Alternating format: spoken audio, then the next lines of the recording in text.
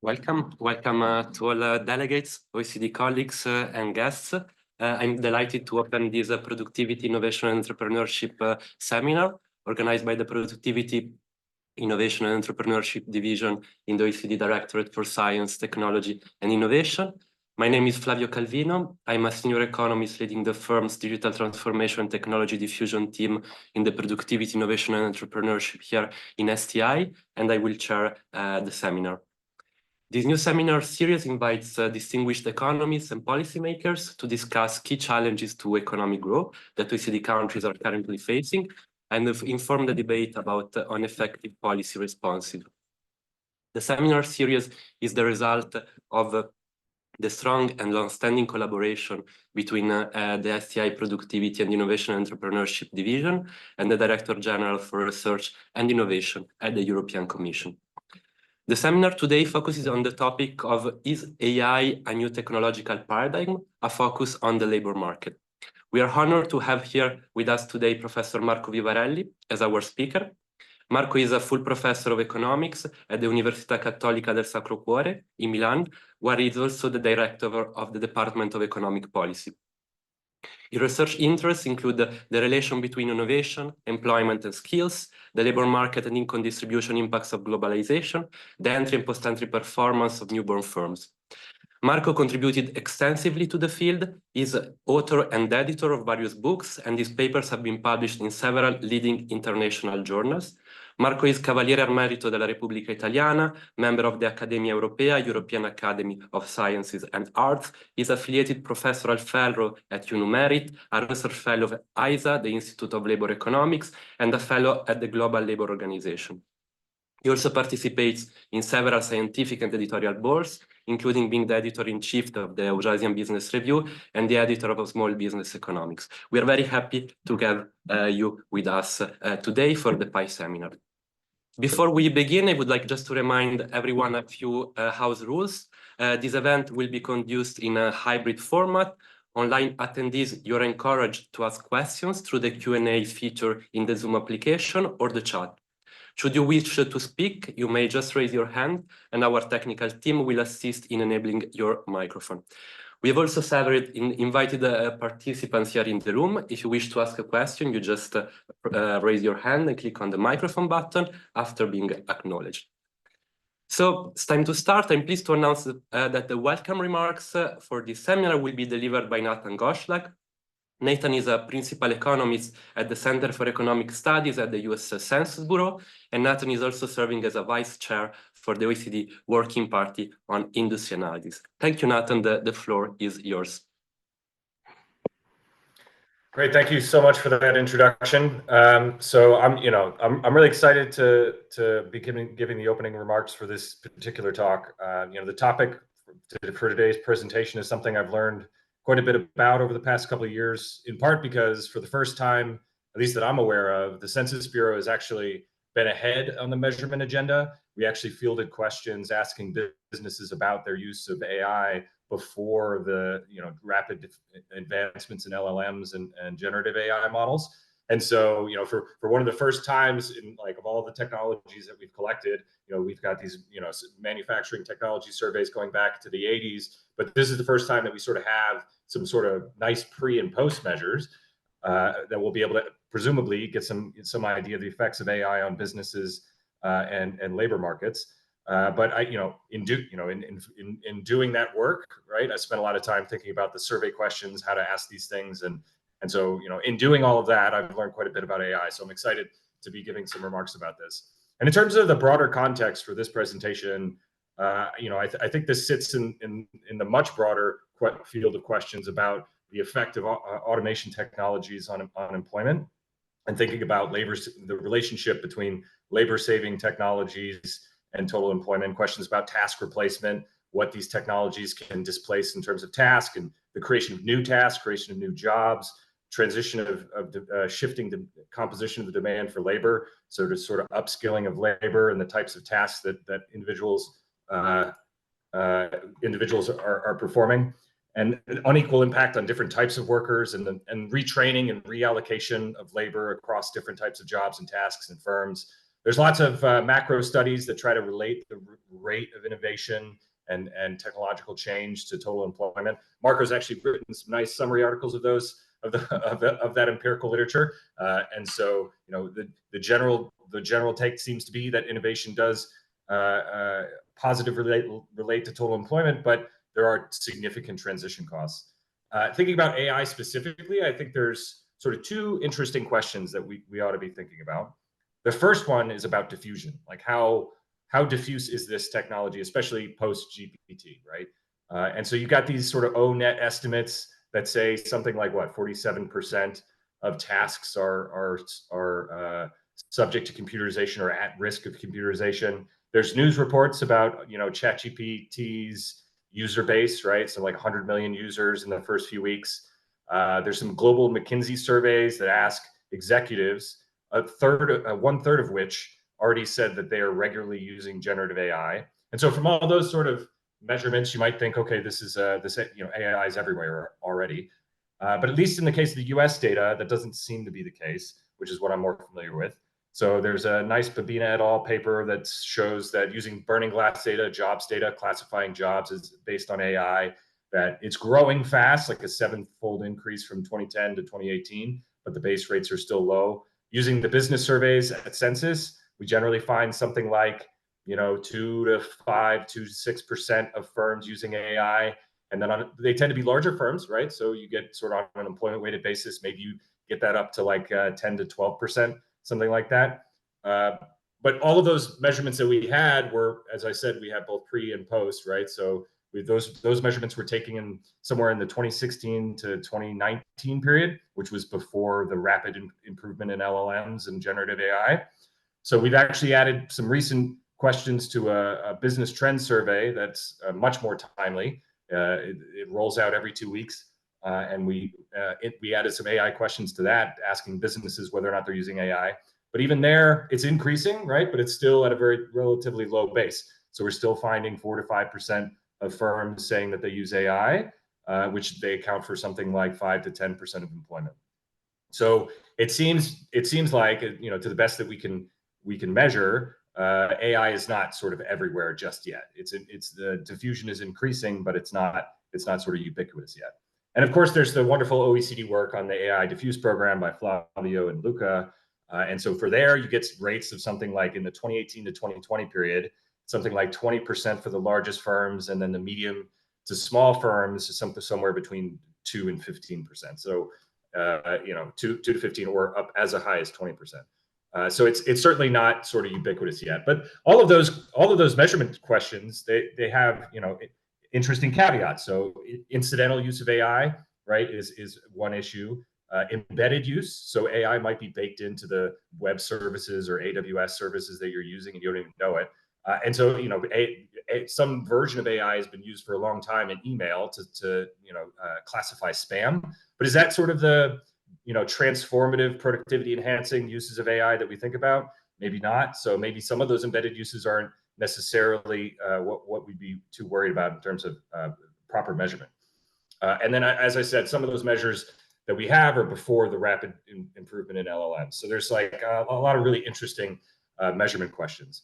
So sort of the first question I think is about diffusion. And the second part I think is about what AI is doing to employment. And so you've got, in the case of robotics, so a lot of times the literature sort of looks at two of these labor-saving technologies in tandem, in part because robotics have been around for a lot longer, and it's a automation technology that we can get lots of data on. And so there's the empirical literature is kind of mixed, right? So you've got the Gretz and Michael's work that suggests there's no effect on total employment. Asimoglu and Restrepo's work says that there's a negative effect. The Canadian data at the firm level suggests that there are increases in robotics investments increase employment, right? And then in the 2019 ABS data, we find that ambiguous effects on employment, but definitely increases in demand for skill. And then in this more timely data from the business trends survey, with the questions that we field on AI, we actually ask firms what the adoption of AI is doing to their employment. And we again, it's a mixed bag. Relatively few say that it either increases or decreases, but the increase and decrease rates are about the same. So there's no clear trend in those surveys about what AI is doing to total employment at the firm level. Now, like, what is AI doing to employment? There's lots of important caveats and things you need to consider when you're trying to answer that question. There's micro versus macro effects. Like what AI might do to a firm that's adopting it might be very different than the macroeconomic effects in a local labor market, right? Because it might be shifting composition towards more or less productive firms, higher or lower labor share firms. It might affect competition, markups, entry. So there's lots of dimensions that it might affect. So whether or not you're zooming in on a specific firm and saying what's going on with this firm, or zooming out to a local labor market, you might be measuring very different things. And so, I would say that's sort of the context to think about for this paper. But I'm really excited to hear about this specific paper and Marco's work here, because it comes at the employment part from a totally different side, the supply side. So typically all the things that I've been thinking about are sort of the users of AI, firms that are adopting AI. But I think the supply side effects is also a really important dimension in which we need to be thinking about in terms of the net effects of these technologies. So with that, I'll turn it over to Marco. Thanks a lot, Nathan. Great remarks and a great way to frame the talk. Now, Marco, indeed, the floor is yours.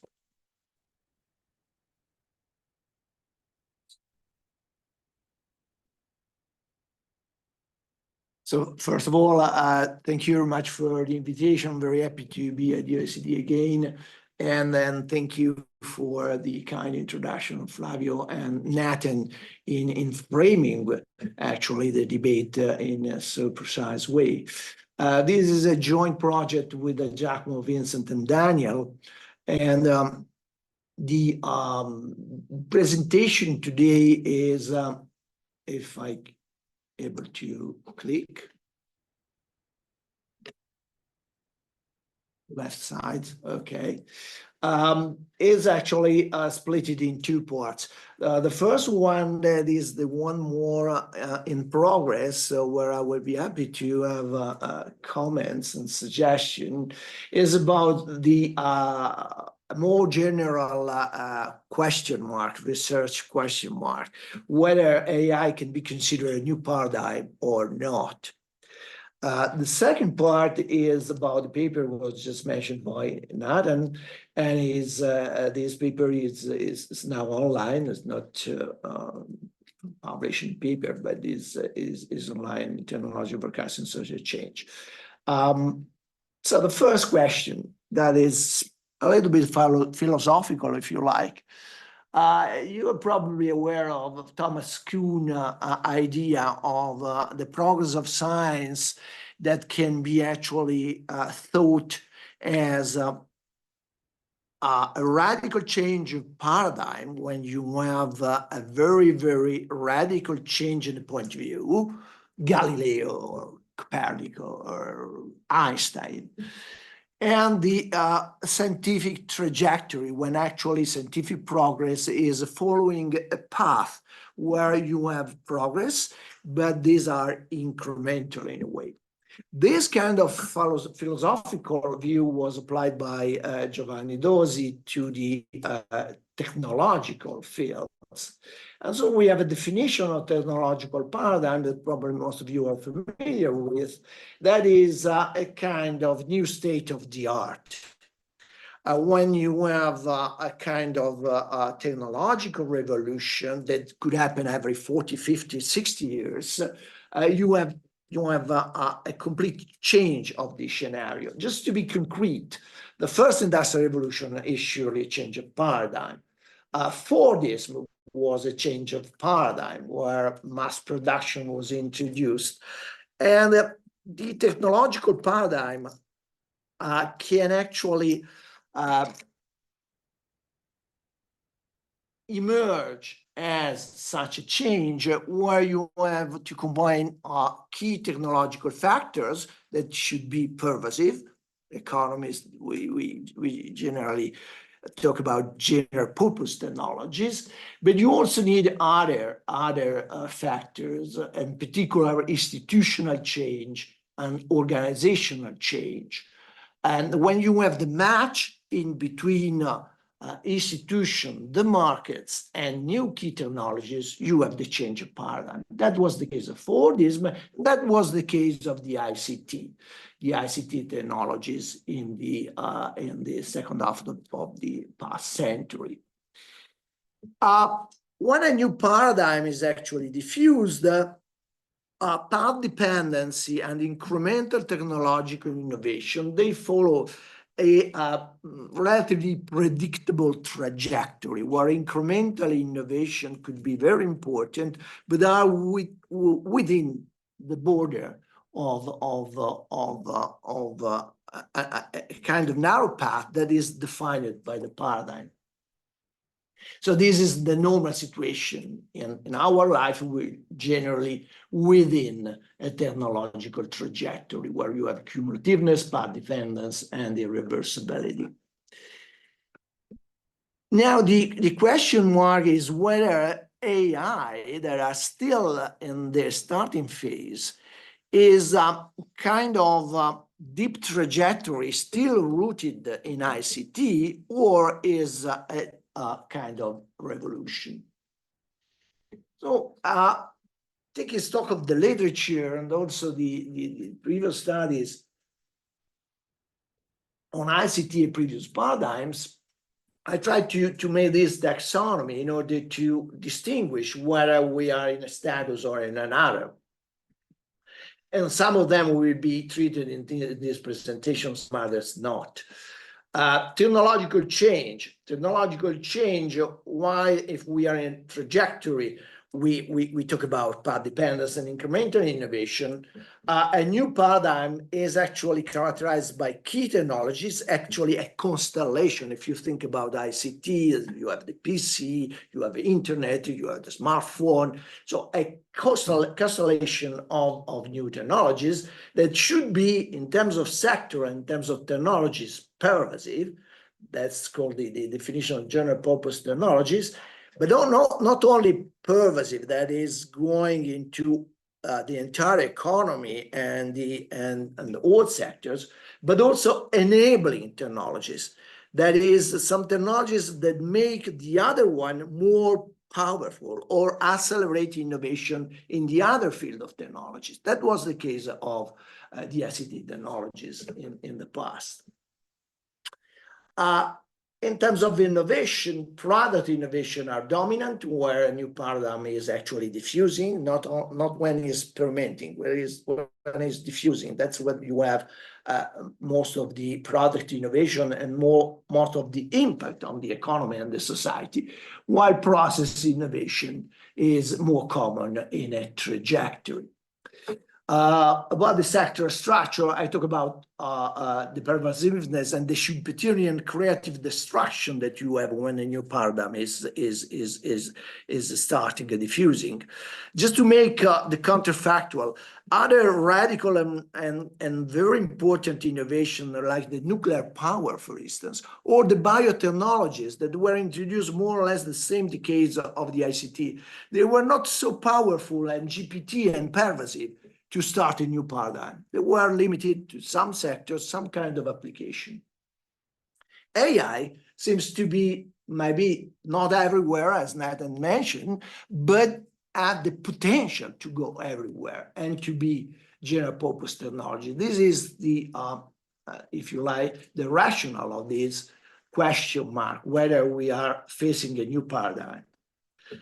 In terms of market structure, that is another aspect. The one underlined are the one that we were able in a way to touch with our data. The market structure,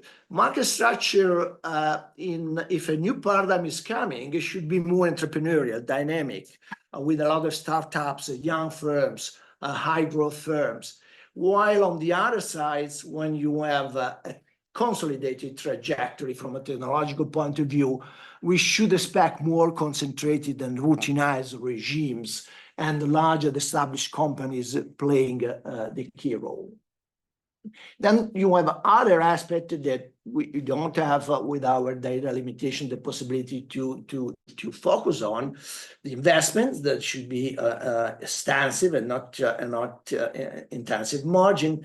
Productivity, and here you here at the OECD, you are working on that, and of course, in order to measure the impact in terms of productivity, you have to deal with diffusion and the adopters that were mentioned by Nathan, and Flavio and other scholars at the OECD. They are working now on that in order to see whether we have some kind of impact on productivity. And here the expected sign is controversial, because it could be the sort of paradox, is that new technologies is generally affecting negatively productivity at the very beginning because of the need of all the complementary assets and complementary changes in organization and institutional settings. But after a while, you should have a kind of a productivity boom. This was the case in between the 80s and the 90s in US, at least. In terms of institutional, I already mentioned. In terms of employment impact, that will be the focus of the second part of my presentation. A new paradigm with new products and new sectors. If you think about the hardware, software sector for ICT, it should be more labor friendly. When you are in the trajectories and the paradigm is consolidated, you should expect instead a labor saving effect. The data we are using both for this work in progress, that is the first part, and for the second part of the presentation, is based on PASTAT. So are actually patent data.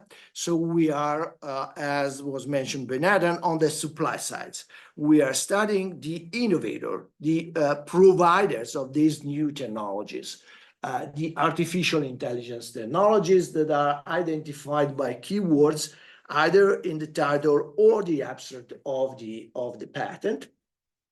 Once identified the AI patent families in PASTAT, we have actually families. So if you are patenting more or less the same device in Tokyo, in Washington, Munich, this is one. So you don't have double counting. Then we match with the Orbis data at the macro level, and we got information about the applicants. No, sorry, that's me.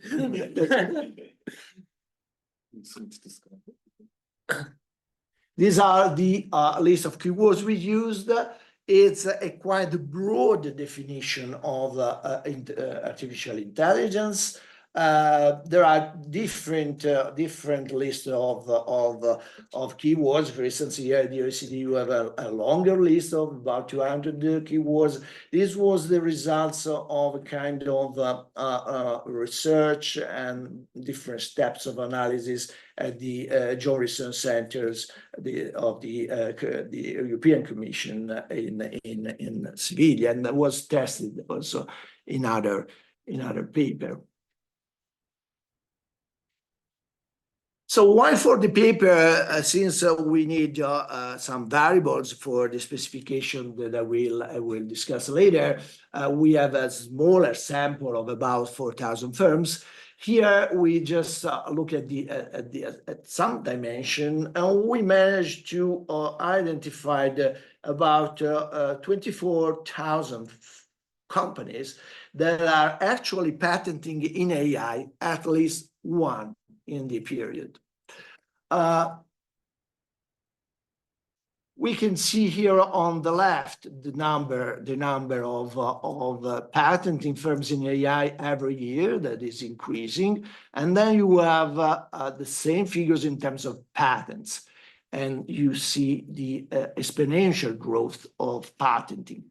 Then, if we took these 24,000 firms and we analyzed the rest of their innovation activities, that is, all the patents that are not specifically in AI by these firms, and you can see that the order of magnitude is huge, is quite different, and you also have an increase in patenting activity in non-AI patent families. But if you look at the last column, the weight of AI patenting activities in these particular firms that are active in AI, at least one in the period, is increasing from less than 1% to 3.5% of total innovation activities. So, paraphrasing in Nathan, AI is not everywhere, is growing in terms of an exponential growth, but is still a low portion of the innovation activities, even within the AI active firms. That is our sample. The other point that could be some way interesting is that the AI patent families per patenting company, that is the per capita patenting in AI, is slightly decreasing. So it seems to be a kind of diffusion of a slow diffusion of patenting in AI in the sample. Now, to address some of the issues I briefly mentioned before in my taxonomy, first thing that we investigated is the sectoral belonging. If we look at the sectoral belonging on the entire period and the entire sample, actually the core ICT manufacturing, that is electronic and the related sectors, and the core ICT services that are telecommunication and related sectors, are still dominant in AI patent families. So apparently, the AI story is rooted in ICT. But then you see some differences. For instance, the scientific services and education are overrepresented in AI patenting. But probably the most interesting evidence is if we look over changes over the period, and looking at the rate of change of sectoral belonging, what we can see that actually AI patenting firms are less and less in the electronic, in transport and machinery. And these two, transport and machinery, could be related to a shift of focus that was also mentioned by Nathan, from robot and automation to more AI and generative AI patenting, but this is a speculation. And you have a great increase in education, scientifics, and other services. So if we look at trends, as you can see, electronics in AI patent families is dropping down. And this is a general trend, even in non-AI patent family by these particular firms, but the slope is steeper. While it's booming in other services, including education and scientific services. And this booming is much more obvious in AI patent families. So altogether, this seems to be a kind of dynamism away from ICT core sectors to other sectors, particularly services. This is the innovative entry rates. So it's not the IEO concept of entry in a market, is entry rates in terms of innovation. That is the number of firms patenting an AI for the first time in their life, or at least in their span of life covered by the period. And this percentage of new firms, of startups from an innovation point of view, is very high and is increasing over time.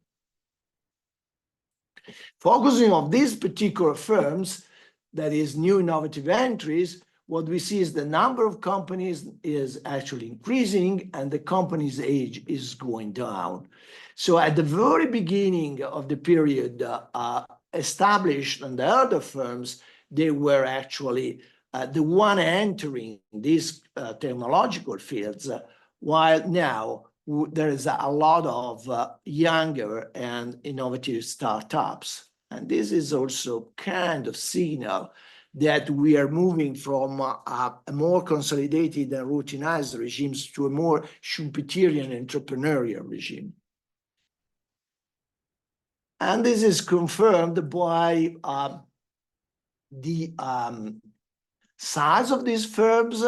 This variable size is not so reliable because we have data, real data, just for 40%, 41% of companies, and the other are imputed. While the age that we have age for most of them, the number of companies patenting in AI for the first time in their first year of activity, that means young firms founded less than 3 years before, entering in the technological market for the first time with a patent in AI, is actually increasing a lot. So this kind of innovative startup, and here they are young in both meaning, both in terms of their own foundation and entering the innovative fields, is rapidly increasing. And so looking at the split in terms of date of foundation, we can see that if we look at the share of AI patenting firms, the role of older and consolidated firms is smaller in comparison with the rest of innovation activity, is smaller and is rapidly declining. While on the opposite sides, the younger firms are playing an important role, much more important than in AI patenting, and increasing over time. These are the concentration rates, again, in terms of patenting, not in terms of market shares. They are declining, both in terms of AI patent families and non-AI patent families. But again, this is the concentration rates for the top 20 is going down and is lower than the same indicator for non-AI patenting, and is going down and is lower. Sometimes I click the wrong button. This is the stability in ranking. That is just a rough correlation, a linear row, a correlation in between the ranking 1 year and the ranking the year after. And if we see even at the top 10, this is very, very flat. That means if you look at the overall non-AI patenting, basically the top 10 are always the same, and the autocorrelation is more than 0.9. While if we look at the AI patenting, there is a kind of is lower and volatile. Top 10 is a little bit strict. If we look at top 50 and top 200, what emerge is that, yeah, the stability is definitely lower for the AI patenting activities. So there are some evidence of an increasing dynamism in this patenting story. Is AI an enabling technology as defined by Brajan and Trechbanger in terms of general purpose technologies? How we try to measure this? We just compare the non-AI patenting activities before and after the first AI patent to see whether the AI patent is an accelerator, is a trigger of an increase in overall patent activities. And we found these results that we find is interesting. Before the AI patent, the average over 3 years of this company was about 25 patents in non-AI fields. After is about 45. So the increase is 19. The increase is 78%. This has to be compared with the general trend that is also increasing in non-AI patenting activity, but the difference is striking. So the general trend is about 6%, and for these particular firms is 78, and is definitely concentrated in the last decile, those firms that are more innovative in general. So it seems to be that there is a kind of triggering effect, but particularly for the most innovative. These are the top 20 companies at the beginning in the first 5 years. And that period, the top 20, it seems to be dominated by Japanese firms and other Asian firms and some US. I have to say that one of the limitations of this data set, both in path test and in Orbis, and when you match, this is amplified, is an underrepresentation of US company. Even if we check the big tech are in the sample, apart from Alphabet. Probably they changed the name from Google and Alphabet, and Orbis didn't get it. We don't know why. Anyway, if we look at the end of the period, the Chinese are coming. The Chinese are coming, and particularly Chinese university and scientific institution.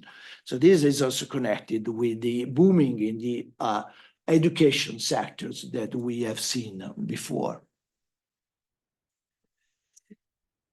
So in a nutshell, in order to summarize this relatively preliminary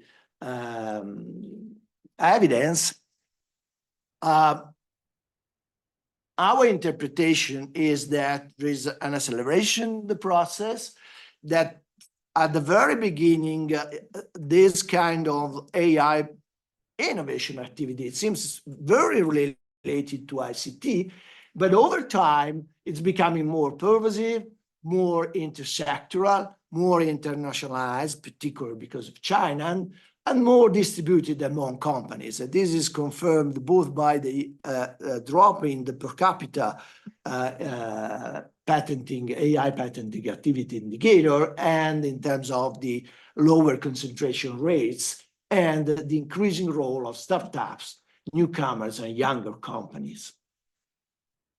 So if this trend is going on, it could be a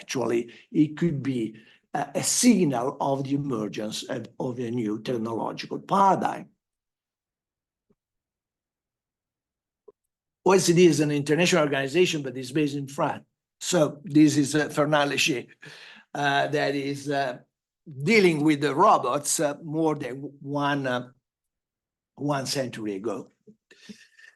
So coming to the labor market, the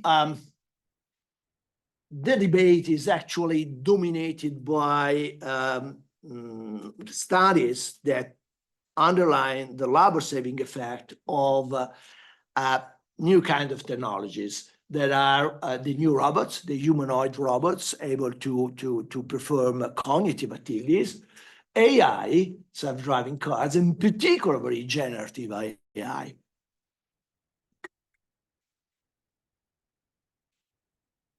So just to briefly summarize the literature, there is the famous Frey and Rosman paper on technological forecasting social change that was frightening because it was actually forecasting about 50% of jobs at risk because of automation.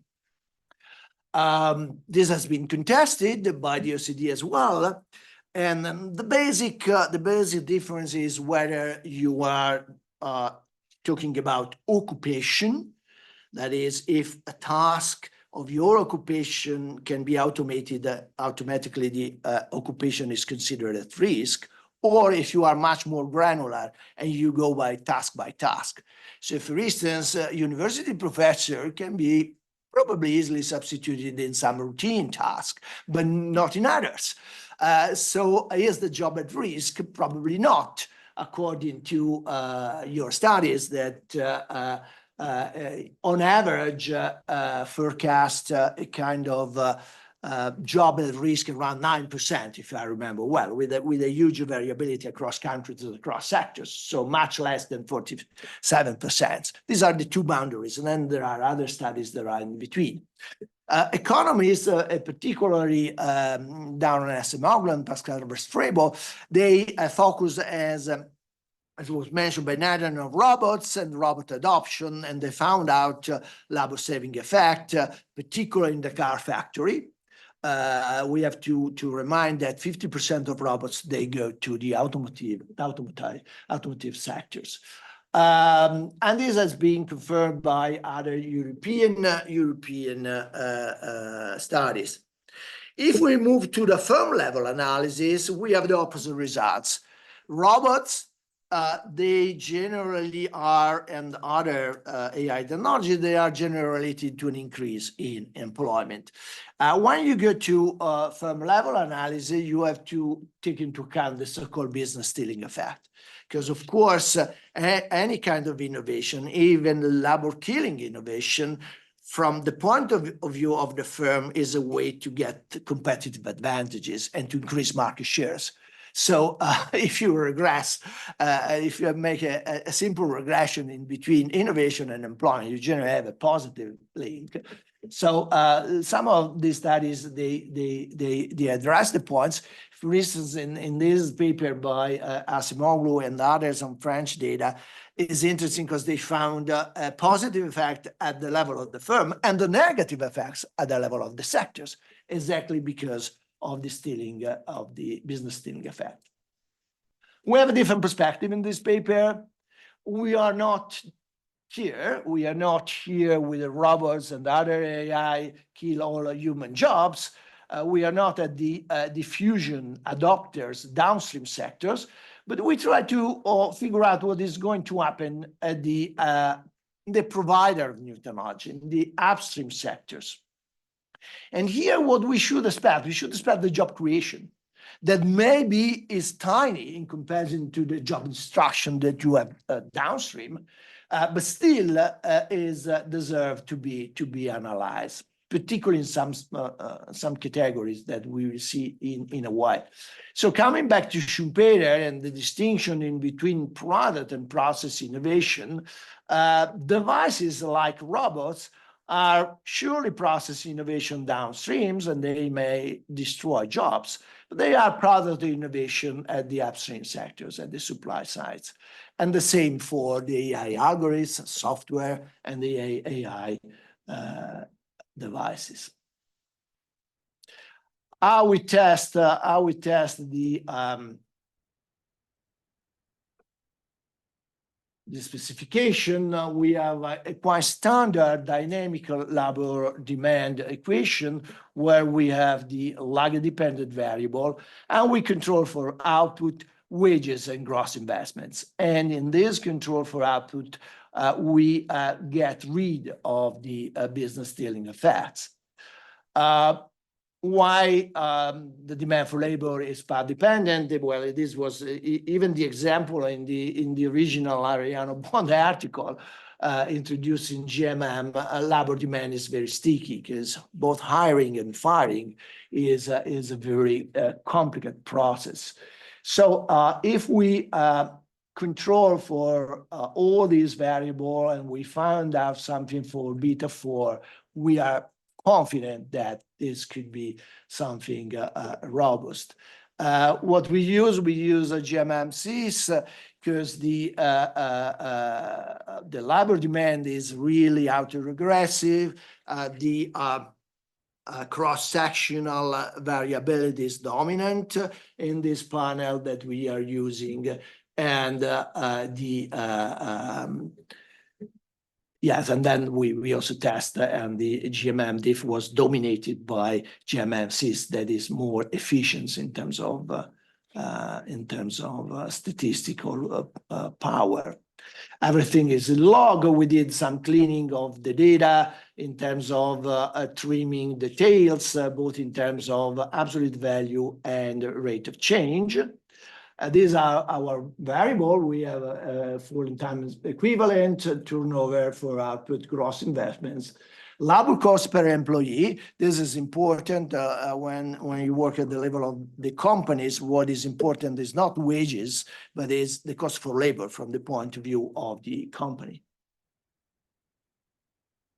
Then our main regressor of interest are the AI and non-AI patent families. These are the rough number. This is the size of the family. That is a way to get the powerful, the quality of the patenting activity of that particular firms in that particular year. That is the number of countries where these AI patents have been registered. And the idea is that since patenting is very costly, is very expensive, is very time consuming, if a company decides to patent in different parts of the world, it means that it's very confident in the value of their innovation or invention. On average, these 4,000 firms, as I mentioned at the beginning, we have a drop of observation because we needed much more information in terms of employment, in terms of investments and labor cost. And the panel is about 29,000 observation. We try to be a little bit more granular, given the limitation in terms of numerosity of the sample, and we split it in terms of size, but we didn't find any interesting differences in between, let's say, small and medium enterprise and larger enterprise. Why we found out some differences when we split according to sectors, age, and AI intensity. How is AI intensity measured? We consider AI intensive firms, those companies above the median, and less intensive, the one below the median. This was asked by a referee. These three splitting are not telling the same story. This is basically what we were asked to reply. So the overlapping of the three different splitting is just 23%. This is the distribution across industries. That's very similar to what we discussed before, even if the sample is smaller, but is of course all over the period. So we don't have the dynamic. Here we cannot see the dynamics that we discussed earlier. This comes the strong limitation of this particular data set because of the combination of the limitation of past data and Orbis together. That the US is really underrepresented. In another paper with other authors, we use a USPTO data, and the US role in AI is obvious. These are the results. This is the baseline regression. Diagnoses are not reported in the slides, but of course are in the paper. What we get the controls, they behave as expected, particularly the lag dependent, that is very large in magnitude and very significant. Turnover is positive and significant. Gross investments is a little bit more tricky. It could be that gross investments is also taking on board labor-saving embodied technological change. So it could be that the role of extensive investments and intensive investments in a way is counterbalancing each other. And so the results is positive, but not so significant. Labor cost is negative and significant. And then coming to our main variable of interest, apparently the labor-friendly impact is confirmed, both for AI and non-AI, with no significant differences in magnitude, and with a magnitude that is small. is about 2% in terms of elasticity. This is common to other studies, even studies using R&D or again patents, but patents in general, that find at the level of the firms a positive effect, very, very significant, but very small in magnitude. With a range in between 2 and 5% in terms of elasticity. So if you double your innovation activities, you get a labor-friendly effect of about 2.2/5%. If we use our qualitative variable, not qualitative, is a measure, but is measuring the quality of patenting activities, actually, we don't find very significant results. The most significant results we have when we split the sample. When we split the sample, what we see is that the labor-friendly impact is just limited to services. And particularly when we have the quality of patenting, it seems quite significant. If we split according to the age, here we don't have the very young firms that we discussed before. Here we have those firms founded before and after 1990. So Google, Apple, and so on, they are young in this particular splitting. But anyway, consolidated firms, elder firms, they don't show any kind of a labor-friendly impact, while this is important for the younger firms, particularly for AI. When we use the rough number, both regressors are positive and are significant, but when we use the quality, just the AI. And finally, when we split about AI-intensive firms and AI non-intensive firms, again, everything is related to the AI-intensive. So,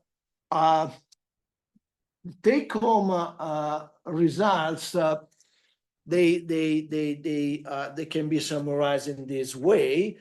Yes, there seems to be some evidence of a labor-friendly job creation effects at the supply side, but with some caveats.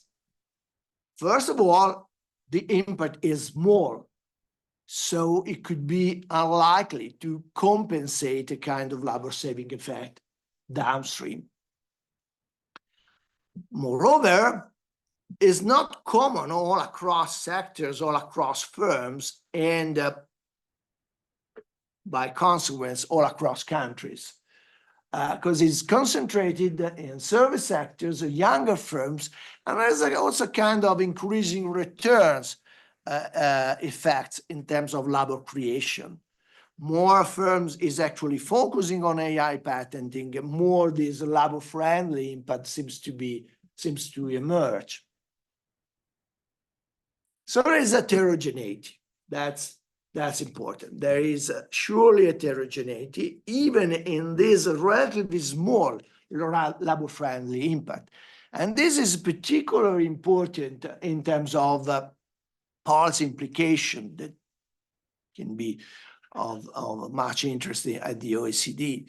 Because, of course, if you are dealing with a country or a region where you have education and other services that are concentrating in AI, and you have dynamic AI startups, and you have those firms that are really focusing on AI, you could expect a job creation effect.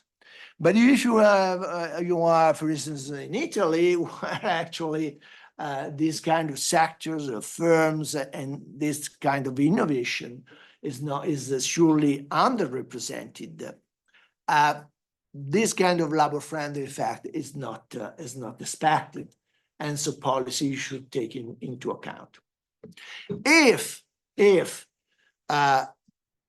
this is a new technological paradigm, It could be that we are just observing the initial part of the story. So, for instance, the labor-friendly impact of ICT sectors, of course, they were not so obvious in the 70s. They become obvious in the 90s. So it could be that these kind of figures can dramatically increase in the future, but this is, of course, an open question. This is Fernand Léger, and these are robots playing cards. That is very cognitive kind of activities. Thank you very much, Marco, for this insightful presentation. Before opening more broadly the floor for questions, let me invite Andrew Green from the OECD to make some remarks about Marco's presentation. Andrew is currently a labor market economist in the Directorate for Employment, Labor and Social Affairs, and he will actually join in a few days our division leading the work on productivity, firm growth and employment. Andrew, the floor is yours. Thank you, Flavio. Thank you, Marco. You're gonna drive? Okay. So thank you very much for this presentation. I'm very excited to be able to comment on it. Go to slides. So just to quickly summarize, I'm going to talk about the second part of the paper first. That was sort of the paper I received, but it's already published. But basically uses a database of firms' financial information, employment, merged to databases of patents to test for the employment effect of AI in development, or really AI innovators on employment. Next point. Finds a positive and significant impact of AI patent families on employment, and then finds, next point, heterogeneity in these effects, especially concentrated in younger firms and firms in the service sector. So I'm not going to really discuss any more of this. It's already been published. Congratulations and bravo. This is very nice work. What I'm going to do instead is sort of summarize the evidence. I'm coming from the employment and labor director, and I've been working on AI and employment over the last few years now. So I kind of want to bring that perspective in and sort of summarize both the evidence that we have coming from more of a labor side rather than a productivity and firm dynamic side. So summarize the evidence and kind of talk a little more about how we think about automation, AI, and employment effects. And then I want to conclude by suggesting some kind of topics and areas for future research where sort of the labor side, the productivity side can kind of come together and there's common ground about where we can go from here. Another one. Okay, so I'm going to start with one slight quibble I have with the paper, and that is sort of how the framework of how we think about employment effects due to AI, but I think automation in general. There was sort of this focus on upstream innovators that has a labor sort of friendly impact, and downstream labor or downstream AI users that maybe is an automation or labor automating impact. And that's not really how we think about things. And I think when you look at the evidence, you find that the effect of AI on employment is sort of dispersed. You find employment gains and drops sort of across the different distribution of occupations and sectors. So this is work from colleagues of mine where we actually commissioned our own surveys of employers and firms and AI use in the workplace. And what you see here is the share of employers. These are in manufacturing and finance, and they're across 8 OECD countries. So what you see here are the effects basically aggregated across all sectors and countries. And what you see here is the share of employers in manufacturing and finance that said they either increased employment, decreased employment, or no effect on employment due to AI adoption. And what's really cool is these results kind of mirror what Nathan was talking about earlier from the Census Bureau. The majority of firms, we don't see an effect, but we do see some employment increases. We see some employment decreases. Overall, they're not really statistically significant, but we see employment growth at all sort of, and job destruction in this case, and all sort of points of the economy. Next slide. So what you see here is using Lightcast data, and this is using basically across 10 OECD countries and employing and looking at the firm level, really a firm by local labor market level, and employing a sort of shift share research design that uses a base year occupational AI exposure measure to measure changes in labor demand going forward due to AI exposure. So what this basically is the percent change in firms posting AI vacancies. And what you see here, the point I would just want to make here is you actually see due to AI, a slight increase in sort of labor demand or vacancy posting on average across countries, slightly more, say they post more vacancies than not. It's the parameter estimate. And this is pulling out the AI vacancies. So we're trying to get here at the sort of broadest possible swath of the labor market and employment. It's not just necessarily connected to AI innovators. Go ahead.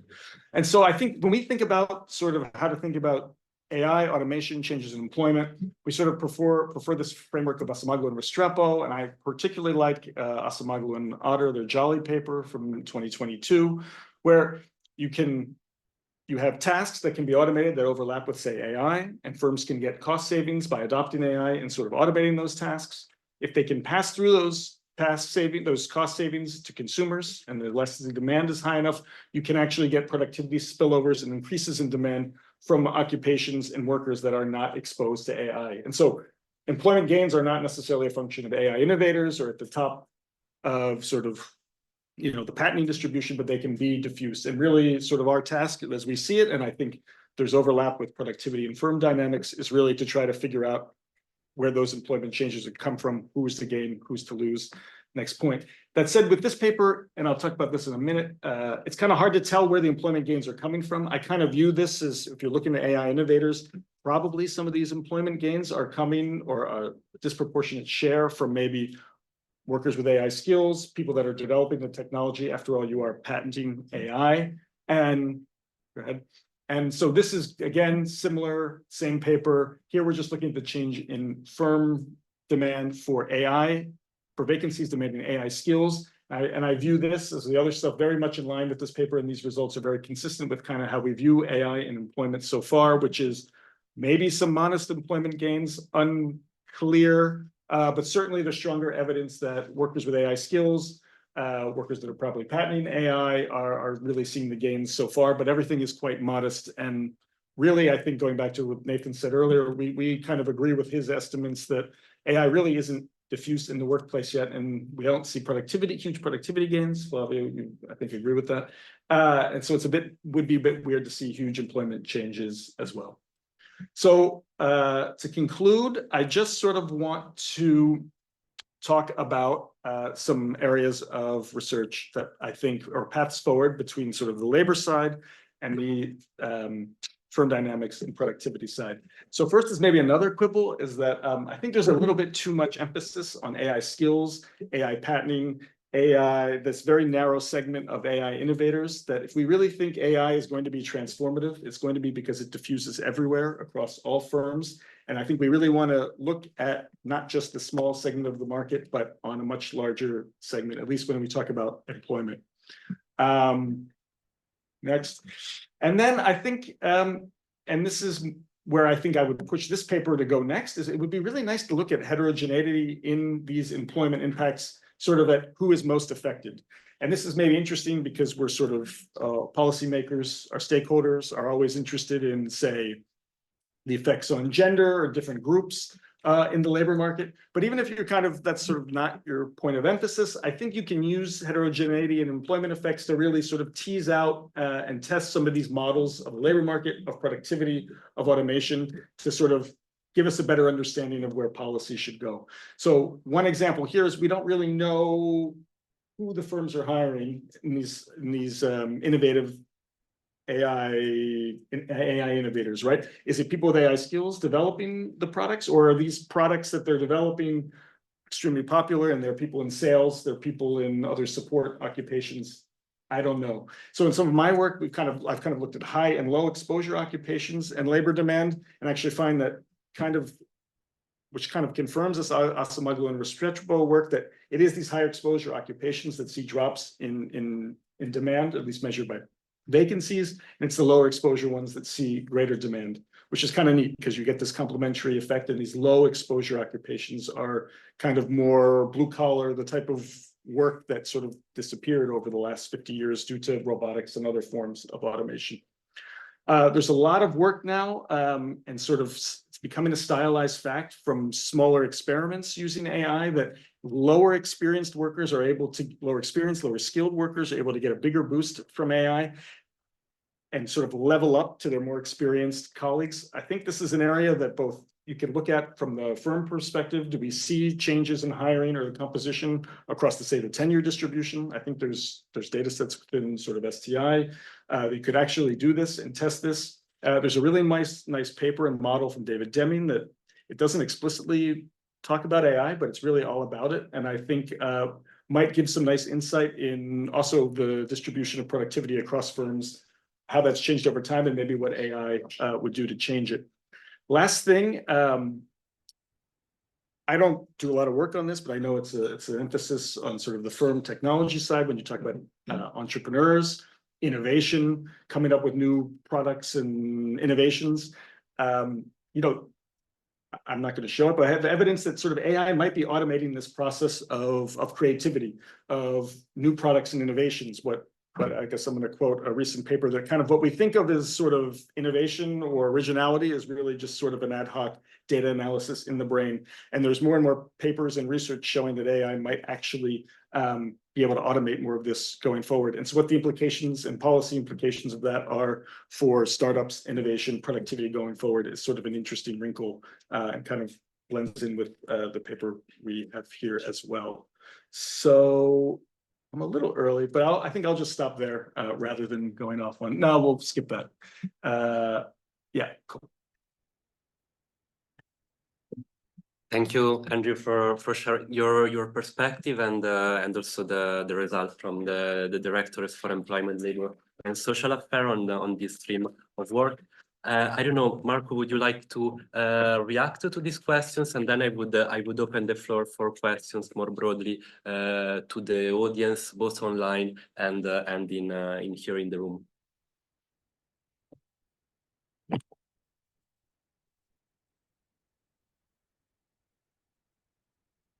Yeah.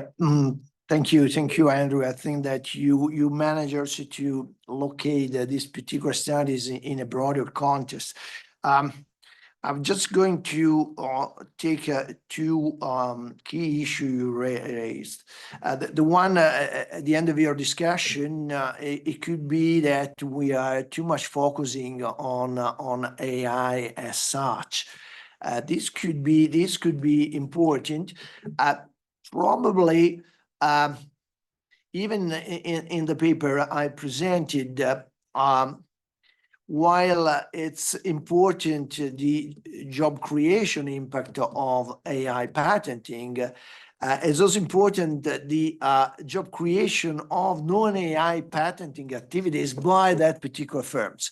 I mean, once selected, those firms that are active in AI, we find that all the complementary, in a way, innovation activity is also creating jobs. So it could be the case that AI should be studied in a broader context as a kind of trigger factors. And this could be also important from a policy point of view, thinking about regional policy, for instance. So the presence of AI active innovative firms in that particular area is a sign of knowledge capital that is impacting both in terms of employment and productivity. So AI is important as such, but also as enabling technologies, as we discussed before. And some of the evidence that I tried to show in terms of acceleration of the rest of innovation activity seems to work in that direction. The second point is about the possible link or not with the Acemoglu-Restrepo kind of framework. To be honest, yes, I do prefer a more structural kind of modeling where you have this interaction between the upstream provider of technologies and the users. And what I think is that the overall model by Acemoglu-Restrepo is more related to the adopters, to the downstream.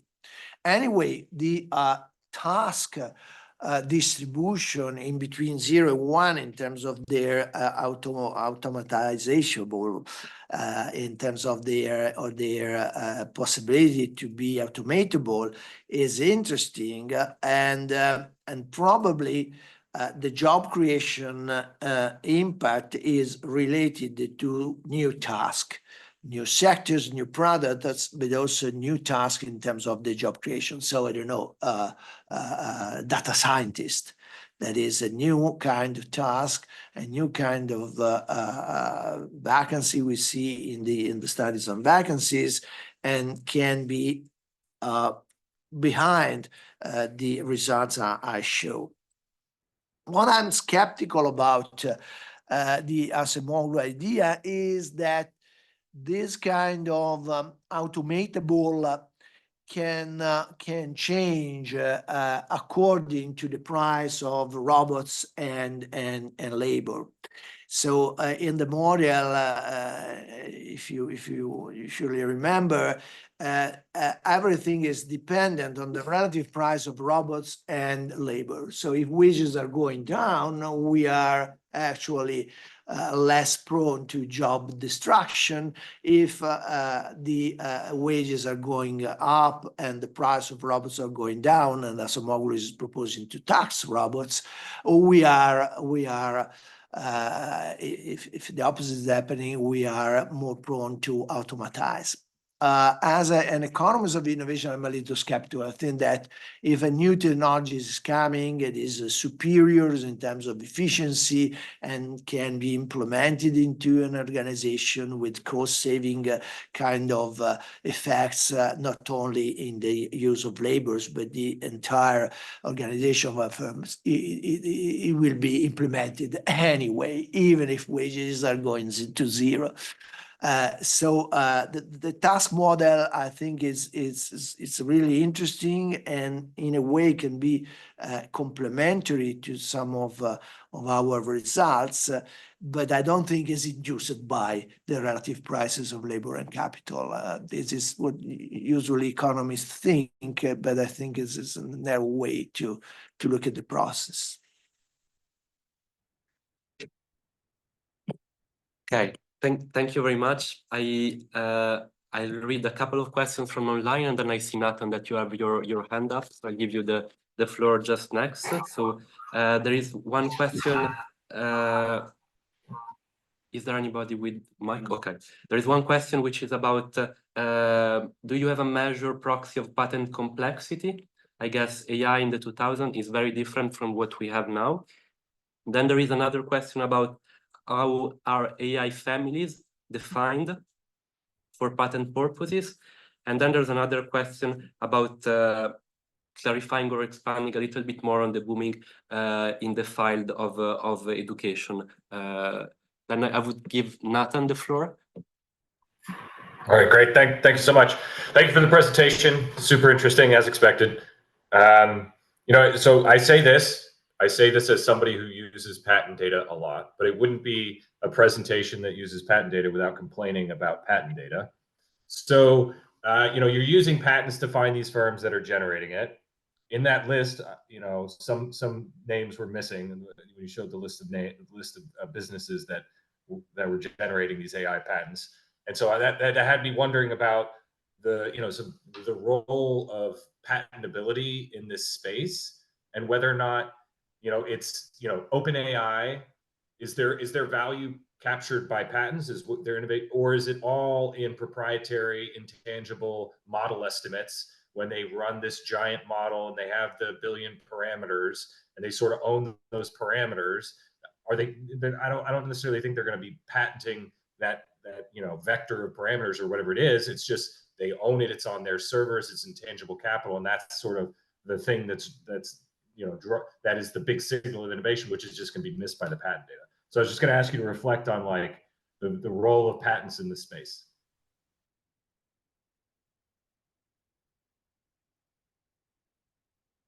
Marco, over to you if you want to take on some of this. Yeah, I'll try to take all the points. How is AI family, the family defined? There are different ways, but what we use is a kind of narrow definition. I don't remember the DSPTO, I don't remember exactly the acronyms, but is actually a family is related to a kind of patenting that are really related to the same thing, to the same device, because you have another definition that is larger. Everything that is related to is in the same family. No, in our case, the definition is more attached to the single product. In terms of the complexity that is also related with net and point, we know that patents as a measure as a strong limitation. In our case, we try to get a measure of their complexity and their quality in terms of exactly the size of the family, whether you patent in 20 countries or just in one country. We didn't do the usual citation, forward citation weighting. But actually, in another paper with more or less the same co-authors, that is on research policy some years ago, 2018, I think, we made a similar kind of exercise to try to find whether there's a labor-friendly impact of innovation in general, not on these particular technologies. And we found out significant results only for those patents that were weighted by forward citation, of course, normalized for the particular citation scoring of a particular technological field. Finally, the education. At the moment, we still have to investigate more deeper at this point. At the first glance, it seems a kind of national strategy by China to enter the AI patenting, particularly with university. So it seems that this booming in terms of education is related to university, not only Chinese, but particularly Chinese as in the newcomer in the story. Yeah. How much OpenAI is captured by patents we don't know exactly. It could be the case that part of the story, surely in terms of adoption, because here we have only the inventors, if you like, is not fully captured by the patent variable. Yeah. Thank you. Any questions in the room? Let me just check if anybody wants to intervene from the room. Okay, so maybe, I mean, I know that you didn't do it, but it's along like this complexity thing. So do you know if there's been, because you showed us that there is a shift sort of from large incumbents, right, patenting this AI to small companies. Is there a shift sort of, I mean, are they different patents, the ones that they publish, sort of one is more incremental, the other one more radical, stuff like that, you know? Is there any evidence in this regard?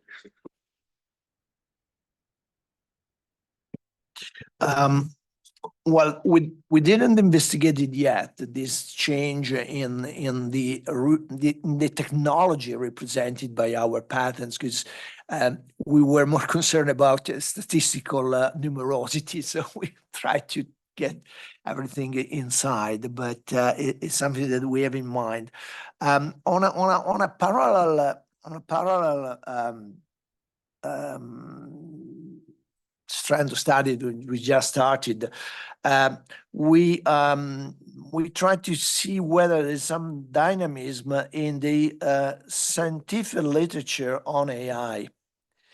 So we took all the articles in the related scientific field, so it's mainly engineering, physics, and so on and so forth. And this is actually the plot that you have in the first slides of the presentation, but we didn't have time to go inside. If you compare the relevant literature in the 90s and the one in the last few years, there is a dynamism. Just to give you a couple of examples, robots, they were at the core of the scientific literature in the 90s, and now they are more and more on the periphery of the network analysis. They are more and more marginalized. On the other hand, network analysis is always there, but now is more on machine learning and deep learning. So there is surely kind of change within the scientific trajectory that in my expectation, it will be with a probably 10 years, 15 years lags reflected in the technological sides. So yeah, there is surely a dynamism that should be taken into account. And now we have to get back to the overall machines of merging the data set in order to see whether even in this particular sample, there is this kind of change. Any other question in the room? Or anything else, Shai? No? So, well, it's great to hear. Thank you very much, Marco, Nathan, and Andrew. It's very, very interesting insights, and it's great to hear the debate and also different perspectives. I will probably take the opportunity to relate some of what we have heard today to some of the recent work we have been carrying out within the CIIE in our division. And one of the works that resonate, or at least that relate to some of the debate, was one paper with Martin, Rudy, and Sarah on employment and productivity, where we looked at different levels of aggregation of the impact of productivity changes on employment dynamics, and there taking into account the different counter mechanisms. Also there overall, we didn't find negative relation between productivity growth and employment growth, with also there a relevance of the supplier and sectors that are more upstream or downstream. And the other stream of work is the stream of work within the team, where we have been using different data sources to look at the AI diffusion and its implications for AI diffusion from a different perspective, using on the one hand the Lightcast data, so focusing on the demand for AI-related jobs, but also looking more on the innovator side, that AI core technologies, trying and understanding what are the characteristics of these technologies at the core of AI, or combining different sources of data to see the characteristics of AI adopters, and within the AI Diffuse project, using representative surveys across countries at the links between AI and productivity. And this is a work with the whole team in the division, as well as with other co-authors, which at least to me, I liked it to some extent, something that resonates a little bit with what Marco has been showing in the first part of the presentation, which is the relevance of looking at different dimensions simultaneously. And is what we are also trying to look for the next steps of the projects, combining the links between AI use and productivity, the role of skills and the perspective on labor demand, but also the relation between AI use and competition. Another thing that emerged in our work to some extent is the relevance of looking at buyers and developers, at firms that innovate, so what in AI, so what Marco has been focused more on, and firms that do use AI, which, as Nathan and others have highlighted, we don't see that much diffusion, but at least we see some differences between these two groups of firms, with in general, AI user being more productive, but once we take a number of factors into account, such as digital capabilities, skills, and the role of other digital technologies, we see that it's to some extent developers are those for which something seems to emerge beyond selection. So I think that this distinction remains relevant also from the policy perspectives, in particular looking at the challenges that these two different groups of firms face, especially in the era of generative AI. Other findings that may resonate with the initial taxonomy that were proposed is the fact that in the AI diffuse work, we see that at least to some extent, AI users tend to be younger than other firms. We do see some positive implications from AI developers. And yeah, so this from the AI diffuse work. Then in terms of next steps, we are actually indeed going into some of the direction that Andrew was mentioning, especially the next steps of the AI diffuse project. We try and combine the labor angle, matched employer-employee data with the ICT surveys to look more closely at the role of human capital and other complementary assets that appear to be critical in the AI diffusion. And as the debate continue, we are gonna probably see generative AI diffuse more and more widely in the economy. And it's indeed true that some of the experimental studies point to more positive implications for the lower skilled worker, but I think it's yet to be seen how much these implications are going to be in the longer term. And my personal opinion is that the role of critical thinking and this type of skills will remain central in the extent to which the productivity returns, in which AI use, in which firms and people can understand when to use AI, how to use it, and to leverage it for longer term gains. Was just taking advantage of the last few minutes to provide a little bit more context within the framework of ongoing and the past work of the division. But let me take the opportunity to conclude the seminar and really express my gratitude. And thank you very much, Marco, for your presentation. I would like to thank very much also Nathan for the introductory remarks and the discussion, and Andrew for his lead discussion and insights. Let me thank you all for your presence and participation. Wishing you a pleasant evening if you are in this time zone, and looking forward to welcome you back to our next seminar. Thanks a lot to all. Thanks so much for organizing. This was great. Thanks for the talk, Marco.